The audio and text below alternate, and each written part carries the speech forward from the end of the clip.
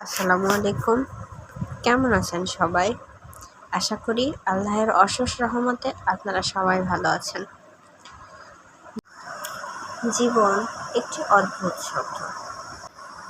হেরে গিয়ে পিছু হটার নাম জীবন নয়, লড়াই করে সামনে হাঁটার নামই হলো জীবন।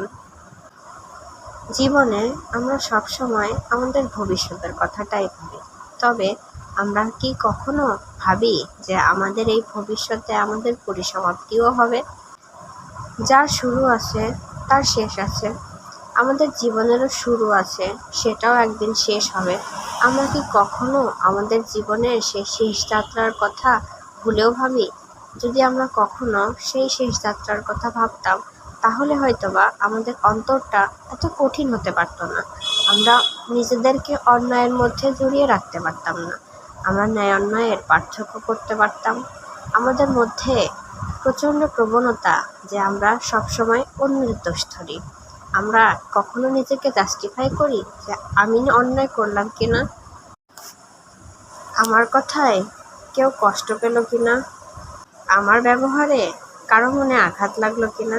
আমরা কখনোই নিজেকে জাস্টিফাই করি না। এটা আমাদের সব থেকে বড় অপরাধ। আমরা সবাই বলি আমাদের বয়স বেড়ে যাচ্ছে, আসলেই কি তাই? আমাদের বয়স কি সত্যিই বাড়ছে? আমি তো মনে করি আমাদের বয়স কমছে। আমরা পৃথিবীতে যে কটা দিনের অতিথি ছিলাম, আমাদের সেই অতিথি আনা থেকে একটা করে মিনিট, সেকেন্ড, ঘন্টা চলে যাচ্ছে। তাহলে তো আমাদের বয়স বাড়ছে না, পৃথিবীতে আমাদের থাকার মেয়াদ কমে যাচ্ছে। যতটুকু সময় সামনে আছে, আমাদের প্রত্যেকের উচিত আল্লাহ তাআলার পথে চলা, তার দেখানো পথ অনুসরণ করা এবং সর্বোপরি অন্যের মনে আঘাত দিয়ে কথা না বলা, বড়দের সম্মান দেয়া, তাদের কথার গুরুত্ব দেয়া। অপরাধ না করেও যখন নিজে অপরাধী হয়ে যাবে, তখন চিৎকার না করে নিশ্চুপ থাকাটাই শ্রেয়। কারণ কখনোই চিৎকার করে নিজেকে নির্দোষ প্রমাণ করা যায় না।